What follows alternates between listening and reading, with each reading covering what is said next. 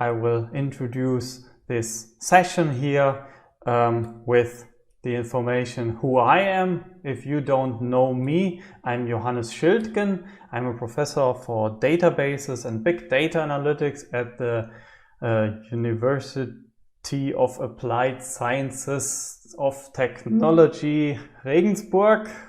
That's not the correct English name, but the German name is Ostbayerisch Technische Hochschule, OTH, Regensburg, Germany.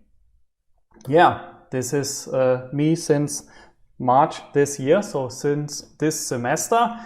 And actually, yeah, I was at the OTH Regensburg only 4 or 5 times since I worked there because of this virtual semester.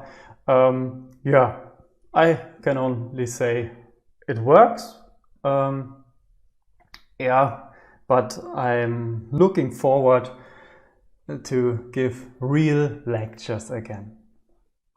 I did my PhD in 2017 in Kaiserslautern. Before that, or between that, that's now the better term, between I did my PhD and today working as a professor, I worked for Exasol.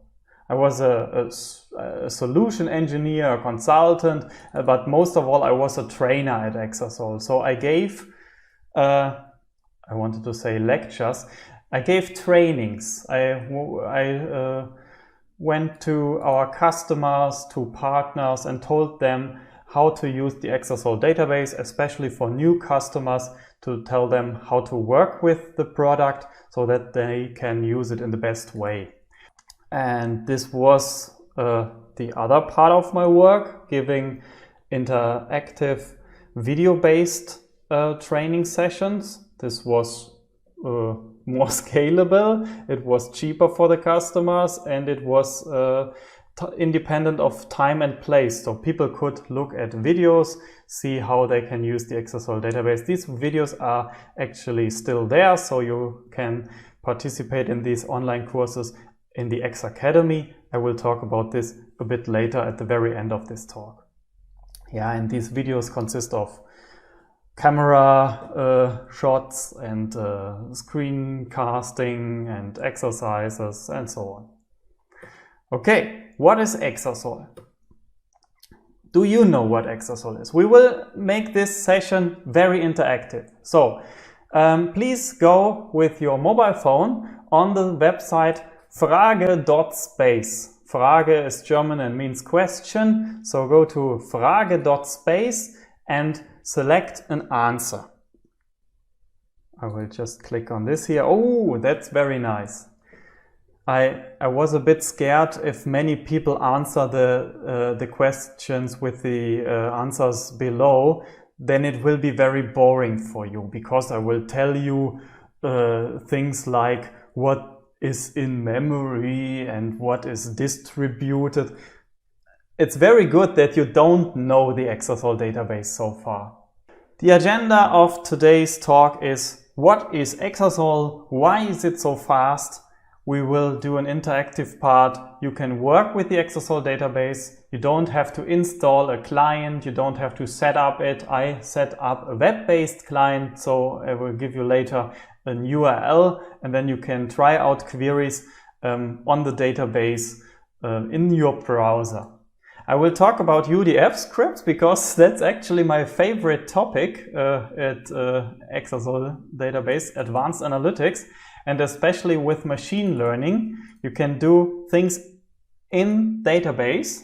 You can do in database machine learning in Exasol, and I'm sure that's not something that you usually do with other databases. So that's why I put a focus here. And this will also be interactive, so you can participate, and your answers that you give here depend on the learning algorithm. So you can manipulate the algorithm here with your answers. Okay, what's Exasol?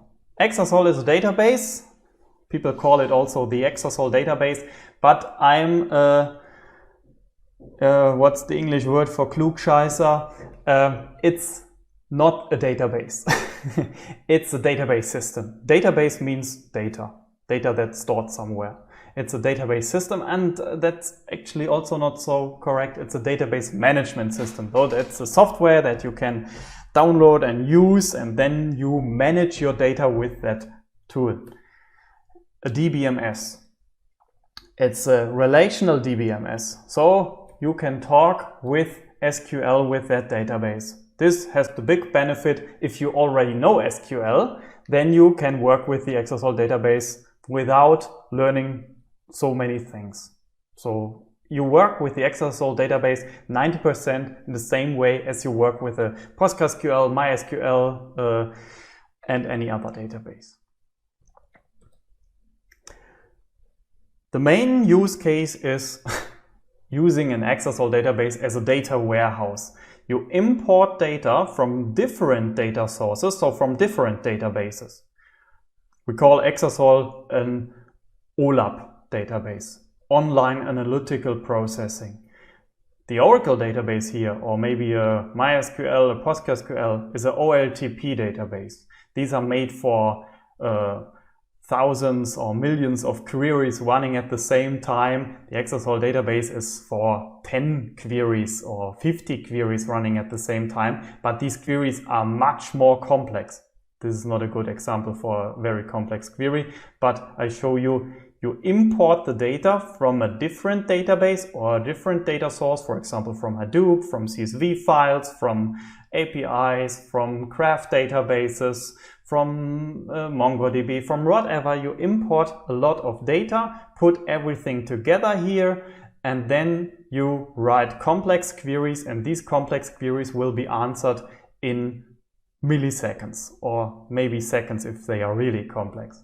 And if you would ask a complex query to generate such a chart or report here, it would take too long if you would tell this query directly to the data source. And the other benefit is you have everything together here, so you can combine data that you have from different data sources. Okay, so it's a data warehouse. We use it as an analytical database management system. And actually, Exasol is the fastest analytical database management system. It's that's what I hear all the time. Everybody says they are the fastest one, but Exasol is really the fastest one. They are winning the TCP/H benchmark. This chart is a chart that shows that Exasol has faster runtimes, lower runtimes than others when you compare it to the best competitor. So a TCP/H benchmark works as follows. You execute a DB generator that generates, in this case here, it's 10 terabyte of data. So the biggest table, the line item table that contains orders and what customers ordered. So it's similar to a real data in a web shop or retailer system. It generates 10 terabytes line items data and other tables as well, customers, orders, and so on, products. And then they provide a set of queries, 20 or 30 queries. And we measure the runtime, that's it. These queries are very complex. And when the database is 10 terabytes large, systems like MySQL or PostgreSQL, they would take forever for such queries. And online analytical processing databases, OLAP databases, they provide an answer in a few seconds or so. And that's what actually Exasol is the fastest database in. Okay, but why is Exasol so fast? I just give you some details. For example, that's not only true for Exasol, but every good database management system has a query optimizer, and the Exasol query optimizer is a very good and efficient one. Statistics about all tables are collected in the background, and queries are cached so that when a similar queries comes in the future, that they can reuse the result from the former ones. So smart people had very great ideas and built all them in the Exasol database. So that's one point. Another point is indexes. And now I ask you a question. Have you ever created an index? An index is an auxiliary structure that you can create in a database, and it gives you a faster access to your data.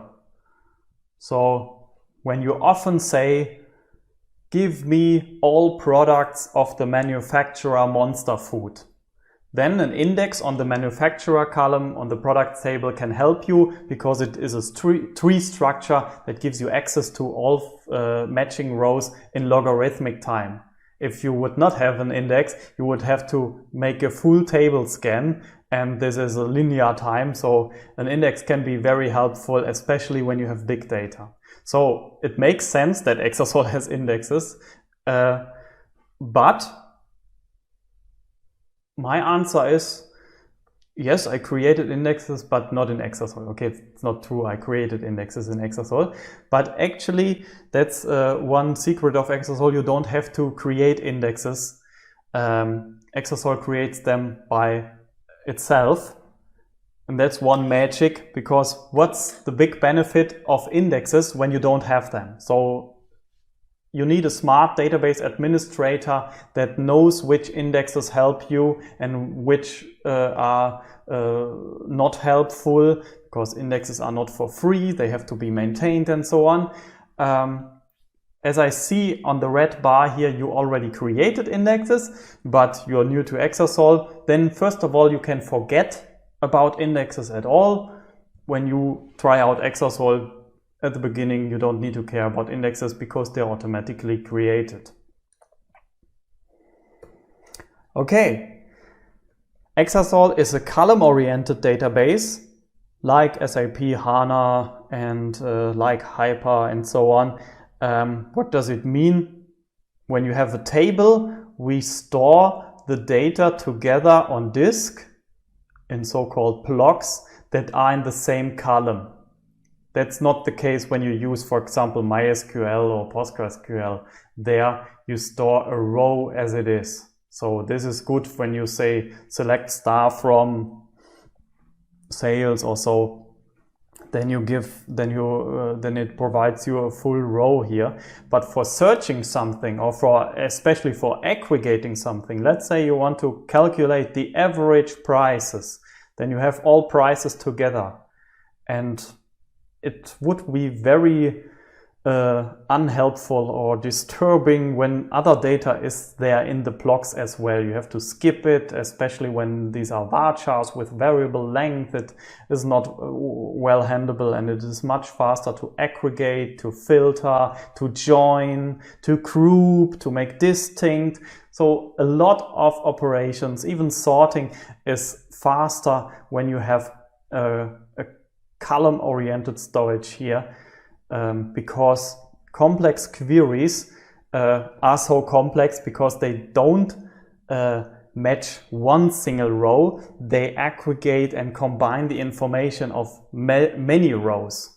In a MySQL database, when you click in a web shop on a product that you want to buy, a select star query is sent to the database, and it gives you the information. What is the price of this product you clicked on? What's the name, the manufacturer, the shipping cost, the description.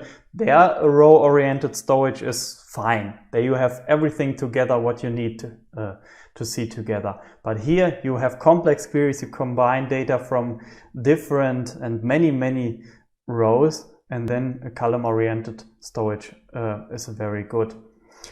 And when I worked for Exasol, I saw in the customers that they have tables with hundreds of columns. There was a product table that had 200 columns, and I thought, what are these columns about? These are very special things that are never needed, but they say we need them. And when you look at the queries on this table with 200 columns, these queries use in the select clause and the where clause only 5 or 10 columns. So a column-oriented storage is very good in this case, because 195 columns are never needed to load them from disk, and they don't cost you anything. The blocks, which store the column values, are stored in a compressed way. So when you use this 10 terabytes of data that I talked about, you have a database with 10 terabytes of data. It actually consumes 3 terabytes or so on your disk. So because of compression algorithms. And Exasol is an in-memory database, so the algorithms are executed in memory. The data in most cases is in memory, because queries that come in are very similar, and queries only access the data from today or last week or so, and very rarely a query comes in that accesses data from orders or so that happened 2 years ago. That's also possible, but in this case maybe data blocks have to be loaded from disk, but in many cases, or in most cases, the blocks that are required to answer a query are already in memory, and that's what we call in-memory processing. So a query needs data blocks. The data blocks are already in memory, so they can reuse. If they are not in memory, they have to be loaded in memory, and then they stay there for the future use. I ask you a question, and actually here you have to think a bit. Here's a right answer. Is it necessary that all data fits into RAM? What do you think? Is it necessary that all data fits into RAM?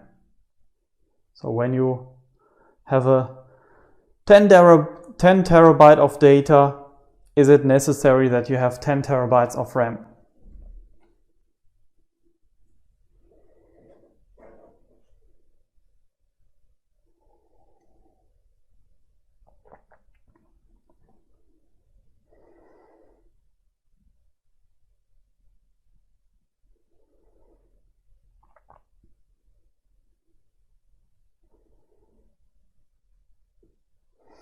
There are database management systems which are also in-memory database management system, which really give you an error when you have too less RAM and your data is bigger than the RAM.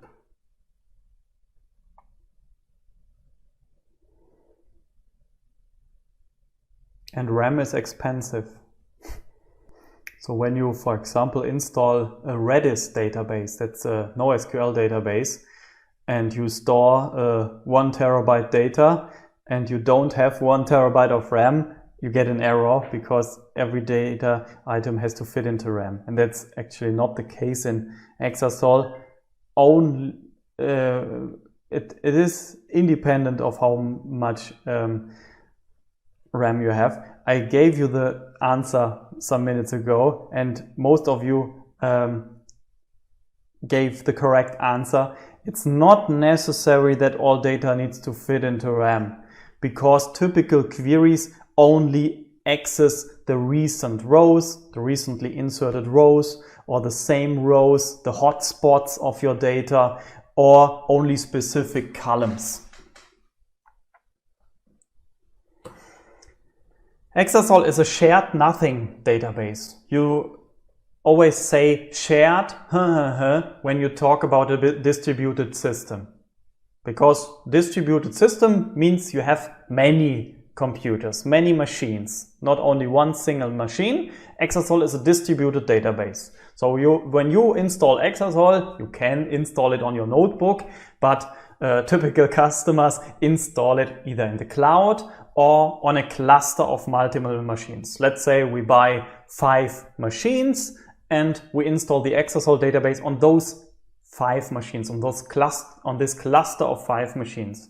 Then it runs in parallel, and one approach would be shared disk, that they access the same disk, that the data is on the same disk and all 5 machines access the data on this disk. Then the disk is the bottleneck, and a good approach here is shared nothing, so it's nothing shared.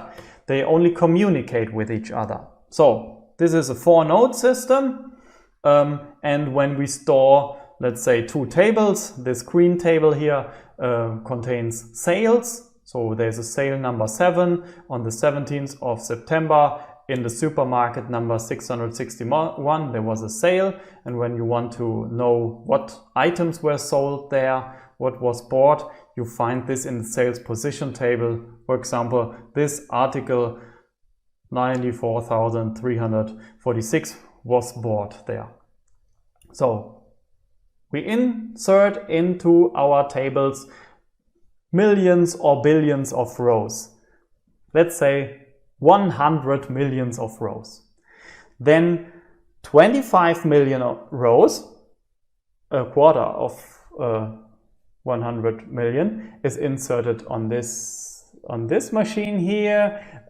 25 millions are mirror on this. I use the mouse. So 25 million are inserted here, 25 million inserted here. So we distribute by the rows.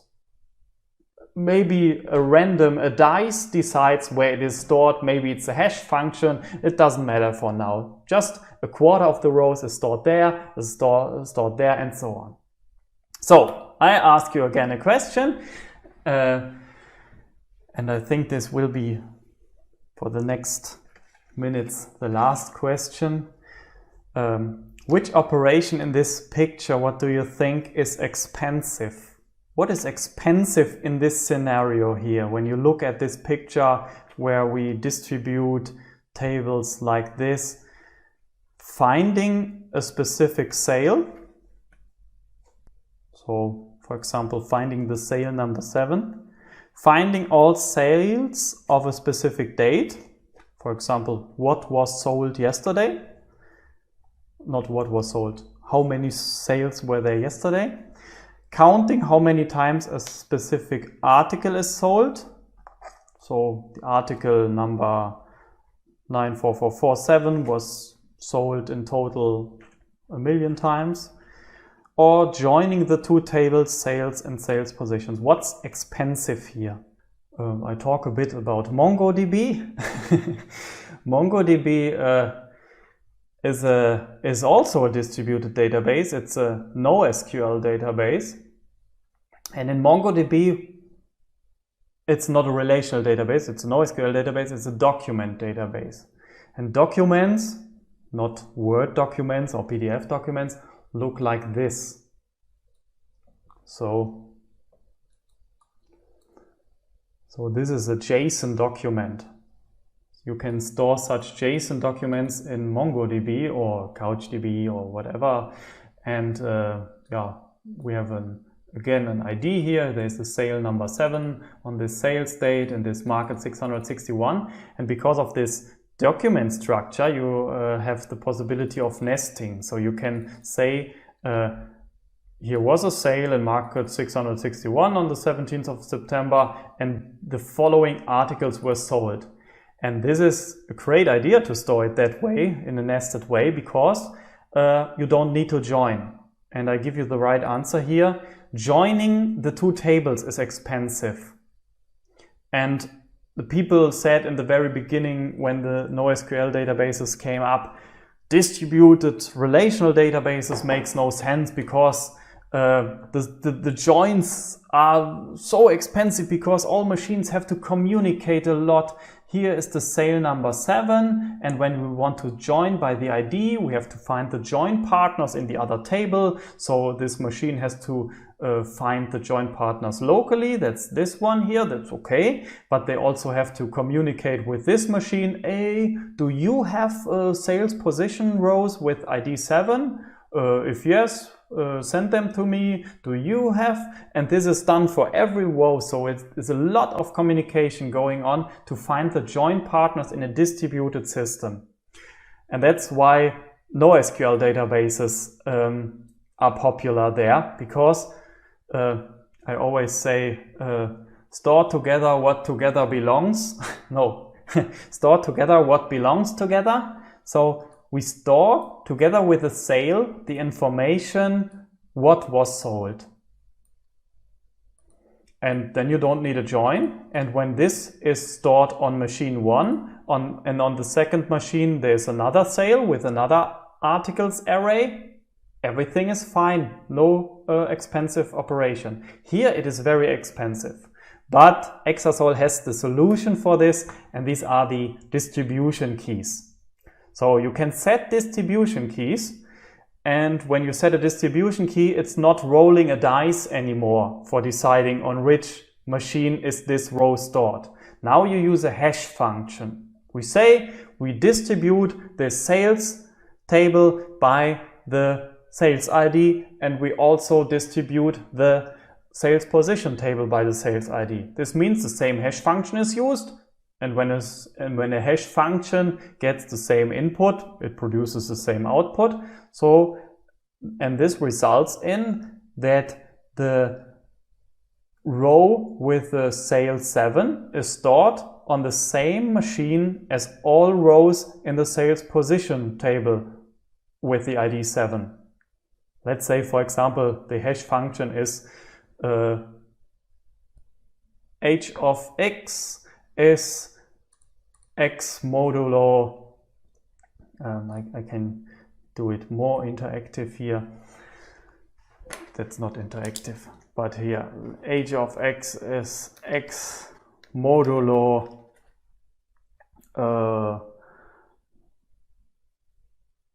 let's say 7. So when we insert the sale number 7, it is stored on machine 0. When we insert the sale number 4, it's stored on node number 4, and so on. We use a better hash function here to not redistribute everything when the number of nodes increased. Maybe you know already consistent hashing, but that's the idea. We use a function that gives us the node number, the machine number where a specific row is stored. And we use the same function for other tables. So it is stored on the same machine now what belongs together.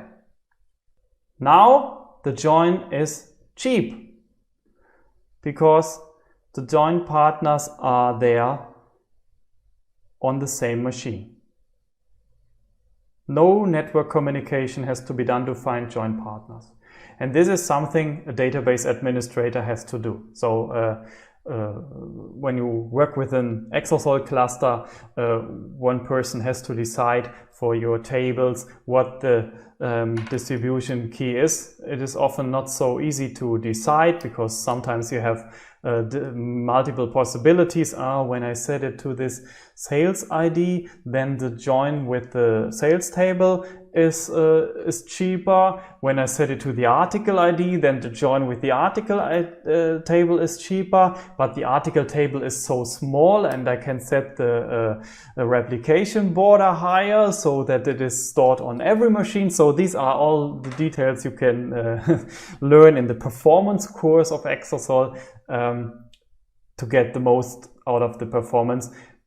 The goal is that we have a distributed database system, so the nodes can work in parallel. They can answer a query in parallel, work at the same time in answering the same query by working on their locally stored data, but the communication between these nodes is reduced to a minimum, for example by setting the distribution keys.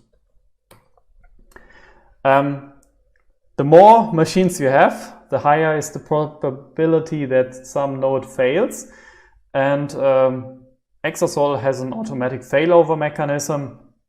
So let's say we have 5 machines here, and each machine stores not only its local data, but also a copy of the data of the right neighbor node. So this is the data that's stored on the machine, these blue boxes here, and these light boxes here are the copy of the data of this machine. And this machine has a copy of the data of that machine, and this has the copy of data of that machine, and this has a copy of data of the first machine.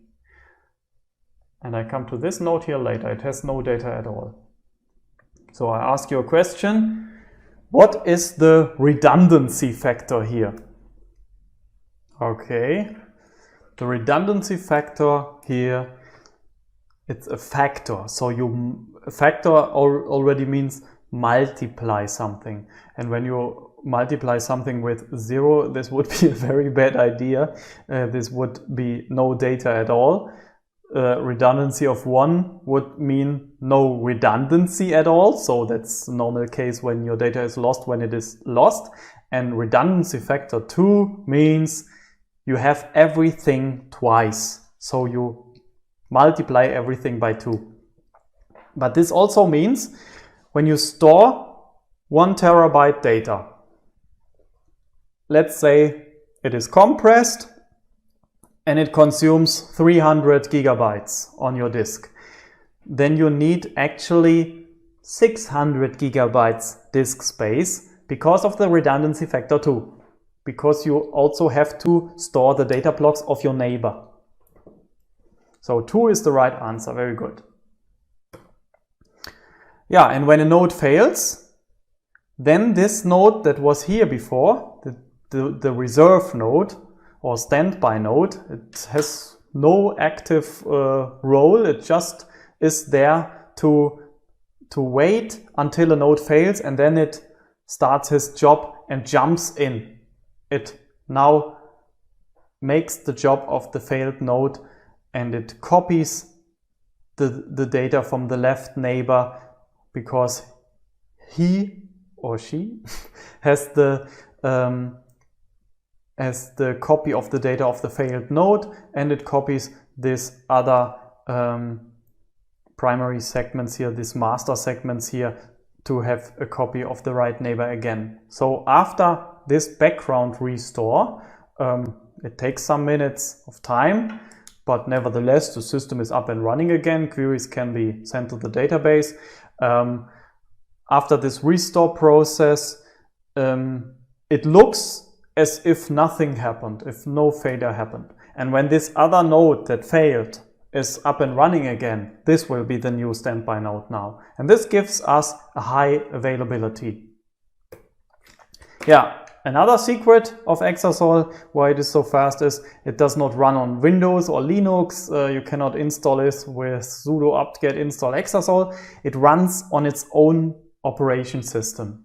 So you can start an Exasol database on your notebook, but yeah, you have to run it, for example, in a virtual machine. It is installed via an OVA or an ISO file. You have to install it on a cluster in the same way as if you install an operation system. So, and this operating system is optimized for not doing anything but Exasol. So it's only optimized for managing Exasol, the database.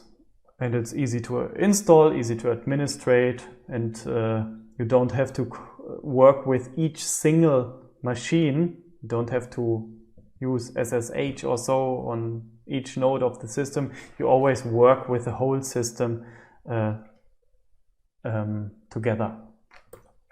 Yeah, and what makes it easier and more convenient and cheaper is the fact that Exasol runs on normal hardware that you can buy in every server store of any hardware. There are other database systems which say you need definitely IBM hardware, otherwise you cannot use our system, and this is a problem for many companies, and it is often more expensive, and Exasol doesn't have this limitation. Yeah, and one thing that I want to talk about later is the topic Advanced Analytics. It is a feature that is built in the Exasol database that you can do analytics that you cannot do with normal SQL by writing your own user-defined functions, by calling UDF scripts. F stands for function, and you may know functions like upper, select upper city gives you the city in uppercase. Wow, that's not really magic, but user-defined functions allow you to create your own functions. Also, this is not very magic. This is part of the SQL standard. This is supported by all database management systems. But in Exasol, you can develop them in the language of your choice. You can, for example, use Python or R or Lua or Java. And then you can develop a UDF script called city that gives you the city of your customers. Let's say your customers, you don't know them. They only install your app. And because of the GPS sensor of the mobile phone, you have the longitude and latitude, the position, the GPS position of the customer. And you can use this information to call, for example, Google Maps API. So you develop in Exasol a Python script that takes the latitude and the longitude and returns a varchar, the name of the city, where the customer lives, where this address is, and this is only 3 lines long. You communicate with your API key with the Google Maps API. Therefore, there's a Python package called Google Maps. This package gives you a method called reverse geocode. It takes the longitude and latitude and provides a dictionary with many information, and we want the formatted address, and we return that, and that gives us the information where a customer lives. And then you can group them by city, you can count where are the people coming from, for advertisements or whatever. You can do this, or you can use this information for data cleansing, data validation. Let's say the user says, I live in Munich. He registers and says, I live in Munich. And this UDF here, which is where the input is the latitude and longitude of the mobile phone usage, gives you back Munich. Then you can be a bit more surer, it is more accurate that this that information that the user provided to you is correct. So you can trust this information a bit more.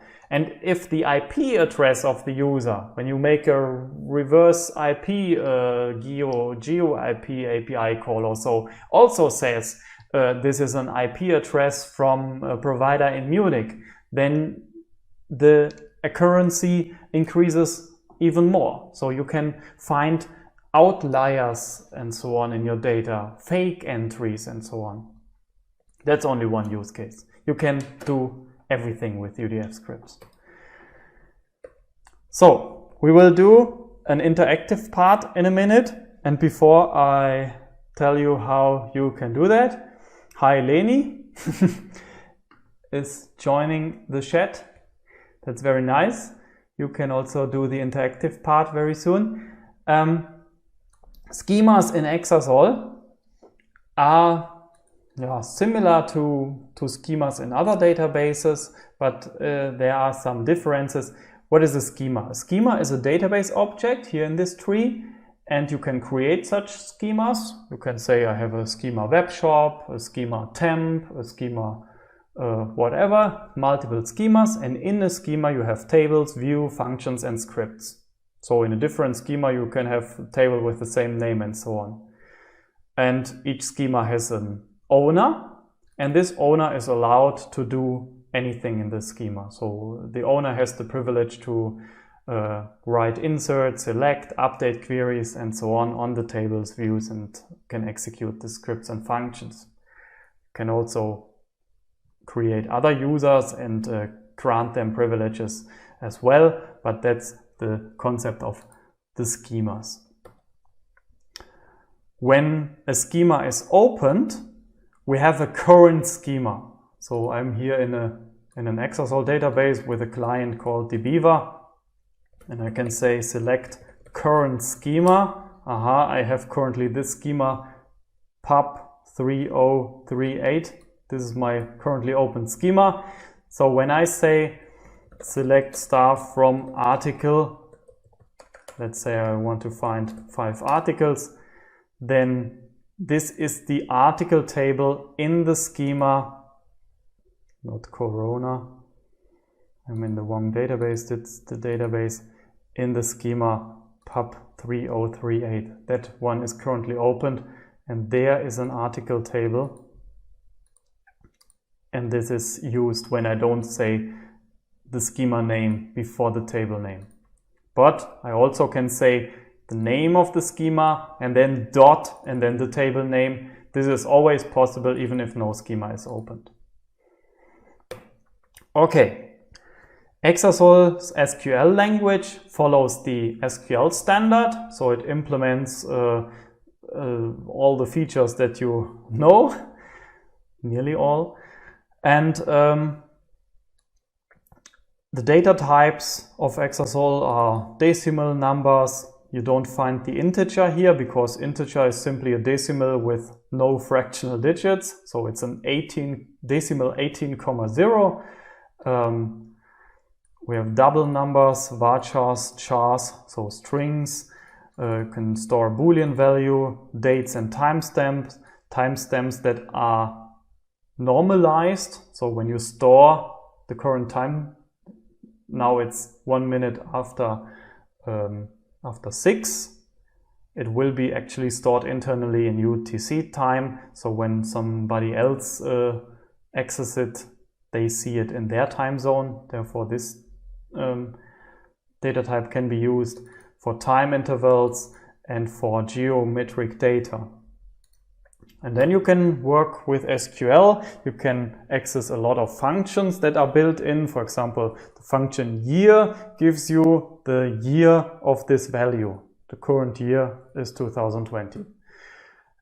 Functions for the geometric data types give you, for example, another geometry entry of, for example, the distance between two geometric entries. The distance between these points here. You can use this function for finding what's the closest supermarket for each customer, and then send these customer vouchers for that supermarket, which is the closest one to where they live or where they use the app or whatever. Sum price is usually an aggregation function, but the SQL standard has so-called window functions or analytical functions. These are supported by Exasol, so you can calculate a sum without grouping your table data. It gives you the sum of all prices for each product and the sum of all which have the same category as the current product. So you aggregate without using a group by. That are window functions. These are fully supported in Exasol. The Exasol standard has a so-called grouping sets clause and roll-up clause and cube clause. This way you can group by not only a single grouping set.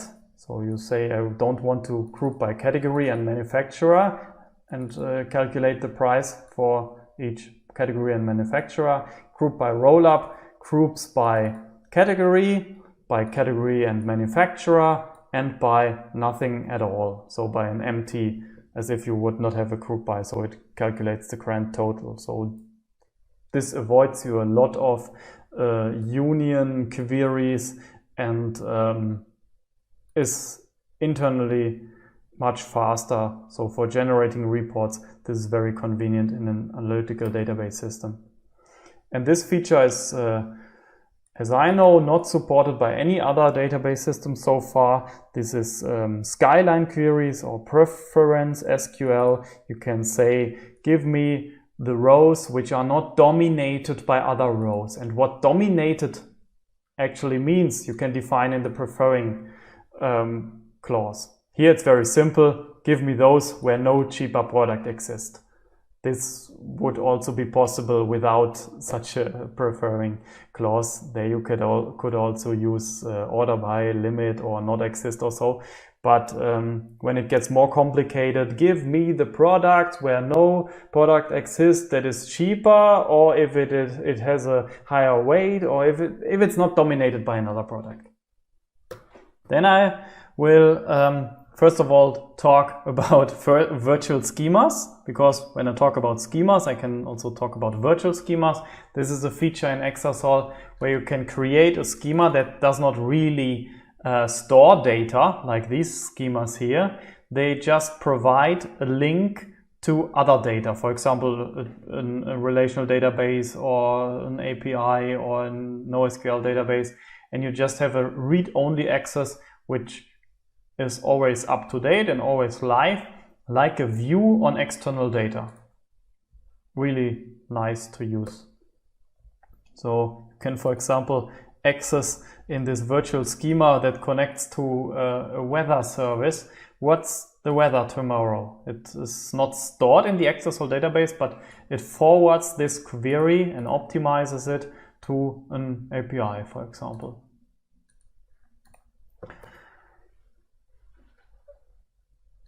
You can import data from different sources. I already told you an example there, and therefore you can use the import command.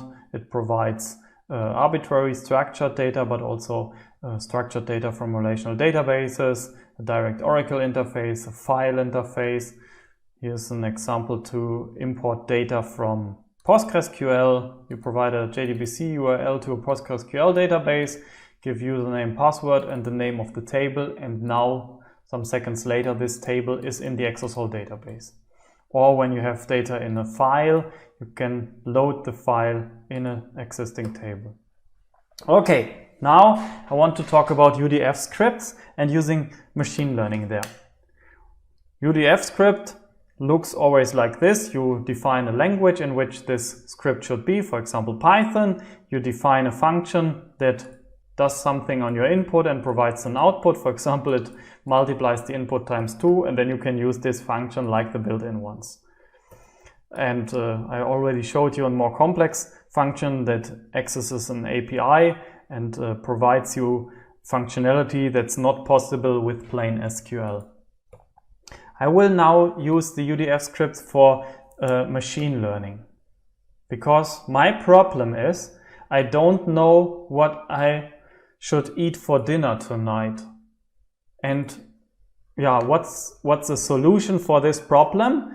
I have an idea. I could ask you. First of all, who are you? Are you male? What's your favorite music genre? What operation system are you using? And what do you want for dinner? And then I use Python and scikit-learn to train a random forest. So that's an AI algorithm for machine learning. And then I ask the Exasol database so that it can recommend me a dinner. Okay, we have enough training data, I would say. I now use Python on my notebook to train a model. So I need to install some packages. I already did that. And I use now this code here to import these packages, blah, blah, blah, blah, blah. And then I connect to the database. And here you see the password, but it's not correct. I need to replace it by the correct password, of course, but you're not allowed to see that.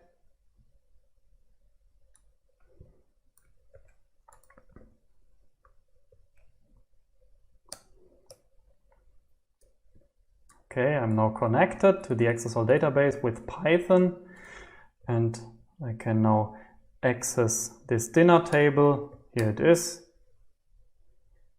Martin, John, Jackie, Daniela, Florian, Tobias, and so on. And first of all, I translate these values into numbers. That's easier. Computers like numbers. So now it looks like this. And I see which people have invalid rows here. I do it manually. For those who have said cat, let's say that's a steak. And for those who have said pizza, I do data cleaning now. That's also, let's say that's a vegetarian. Eni said salad. Why Eni? The L is missing. So that's vegan. And the people who used for the operating system Windows in small letters, that's Windows, and Windows was the number 1. So now my data looks much better. So I have now the information who wants to eat what and which answers did you give. Then I split this into the things that I want to use as features and the things that I use as labels. Blah blah. I write this into a file on my disk and I move this file to the Exasol database. So it's now put into the Exasol database, and there I have a script.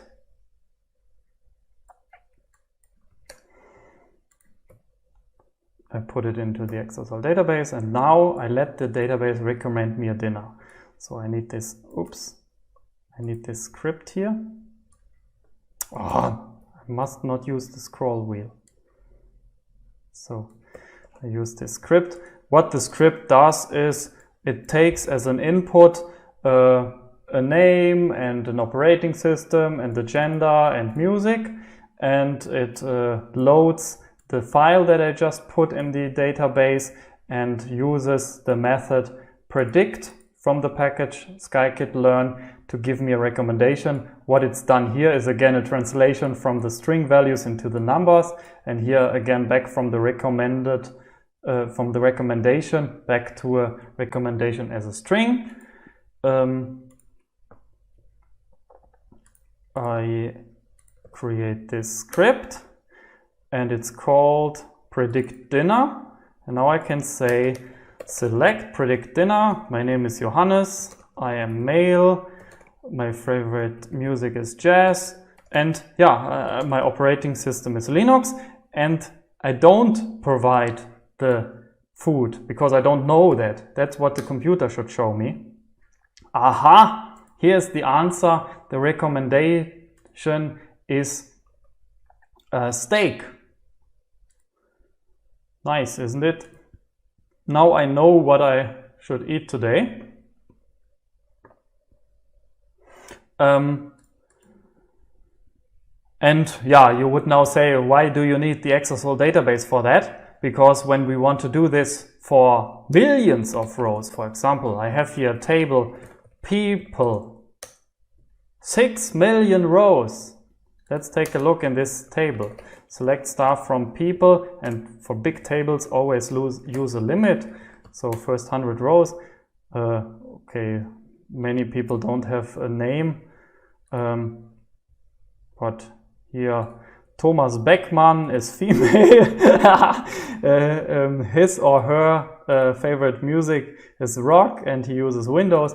And I now say select predict dinner, comma, not comma, name, gender, music, and the operating system from people. And let's say where name is not null, because I don't want to recommend something to people who are not here. So, thank you very much. What's happening here? Oh, there's some invalid data, or it currently has another problem.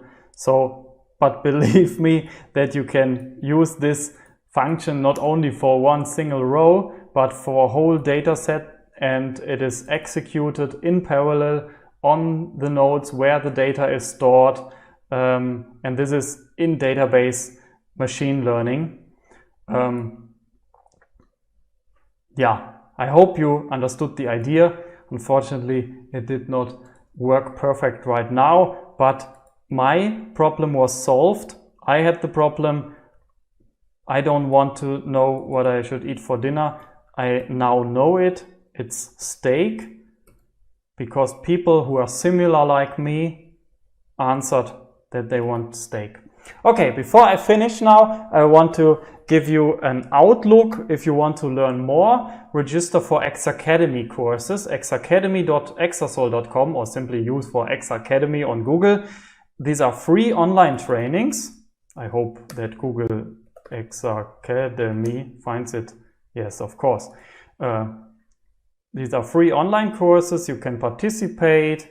They contain multiple sections, so you can watch a video about all topics that are relevant, and you can answer little quiz questions. You can solve bigger hands-on exercises, submit your solution there, get a direct feedback, and you learn a lot. And when you don't only want to learn something, but you also want to get certified, that's possible. That was it. It was a bit more than 90 minutes of time. We had great discussions in the chat. Nice to see such a big chat log, and nice to see so many the high number of people participated here. I hope you learned something. Sorry that the machine learning example did not work as well as I expected. That's the Vorführ effect. And if you want to learn more, if you have a question, ask me via email. johannes.schildgen@othregensburg.de is my email address. Write me, add me on LinkedIn or Xing. You find me there with my name. Write me there, add me there. Yeah, thank you very much. If you have any other questions, ask them now. Otherwise, I go to the supermarket and buy a steak now, because you told me that I should not eat vegan or vegetarian or fish tonight. Maybe fish is also good. I think I eat fish.